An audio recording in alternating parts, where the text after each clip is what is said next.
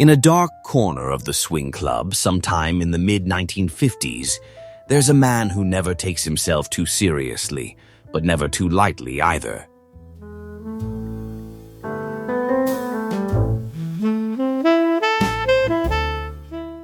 They call him Il Dritto di Chicago, Fred, and under the little mustache there's always a cigarette burning on his lip, smoked with the indolence of an old-school gangster. The low hum of jazz, two women, cigarette smoke curling through the air, the clink of glass, and the soft shuffle of feet on worn-out dance floors. Fred's right at home in the chaos of it all. He's not the kind of guy who wastes words. His voice is gravel, as if every sentence is a well-aimed punch. Fred's got that charm, the kind that grabs you without asking. A smile that tightens around you like a snare, a way of moving that seems off the cuff, but is crafted down to the last detail. He knows he's a character. He knows he's walking the tightrope between night, women, and make-believe. The stage is his home, the mic his weapon, and every shot he fires is meant to seduce. He's Sinatra with a strange accent, a gangster who sang of love, a man who could break your heart with a piano solo.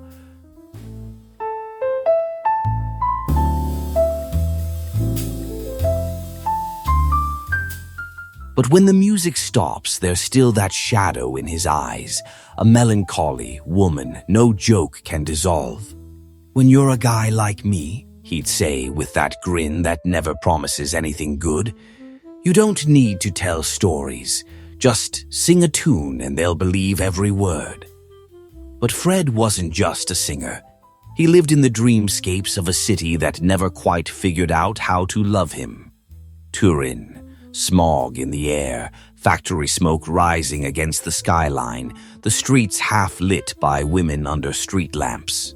It never fully got him, but he carved out space for himself anyway, through the morning fog and the rim of a cold glass. He was Italian, make no mistake. You could hear it in his drawl, feel it in the way he carried himself, in the way he devoured a plate of spaghetti after the show.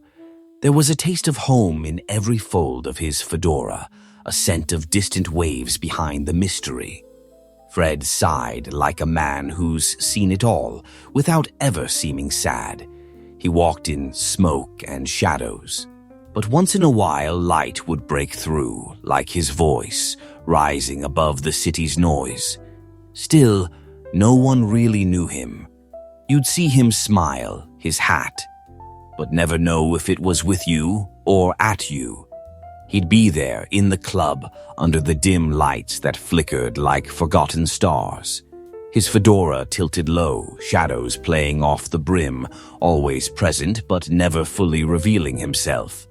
A cigarette dangling from his lips, the smoke trailing up into the haze above. A lone figure in a world that still hadn't figured out how to handle him.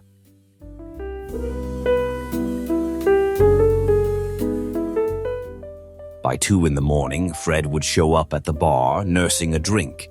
He wasn't a heavy drinker, but that glass in his hand always seemed heavier than it should be. They said he drank to keep warm, to feel the fire that burned inside. But nobody really knew. His life? A screenplay written by someone with too much imagination. One night after a concert, a beauty woman in a black dress threw a stiletto at him, shouting, "You bastard! You wrote Che Bambola about me."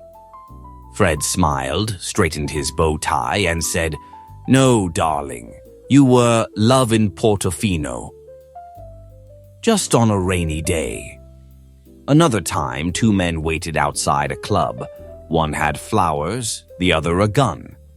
Fred walked out, lit a cigarette, and said, "First the flowers, then the bullets, boys." No one fired. You couldn't shoot a man who sang Che Notte, even when he talked of brawls and broken hearts. There were rumors, of course, that he courted married women, that he'd lost a great love, that his real name was Arturo, that he studied at the conservatory, played violin before falling into jazz.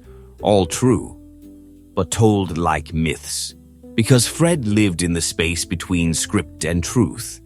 His songs weren't just melodies, they were coded confessions. Turin always looked at him sideways.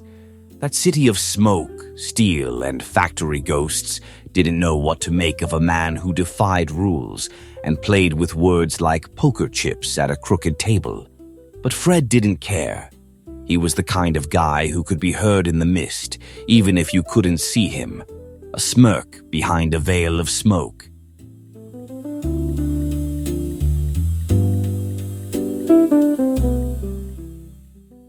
Jazz in the distance, and then suddenly right beside you. The moon hanging low over cobblestone streets, the distant murmur of trains, the occasional honk of a horn as a car passed by. All the while, Fred stood, mysterious, untouchable. Then, one February morning in 1960, Italy woke up to the news. Fred Buscaglione had crashed into a truck at 4 a.m, driving his pink Thunderbird. End of the road. No shootout, no curtain call. Just silence and rain. The fog in Turin that morning seemed heavier than usual. His fedora, his cigarettes, his swagger, all gone in an instant. And in that moment, people understood. Fred wasn't an invention. He wasn't a movie character or a jazz fantasy. He was real as Turin's fog, as real as the smell of a bar at night, as real as the rough voice of someone who always told lies, just to hide the truth. Fred Buscaglione truly lived, and he lived like a song, one that doesn't end with the final note.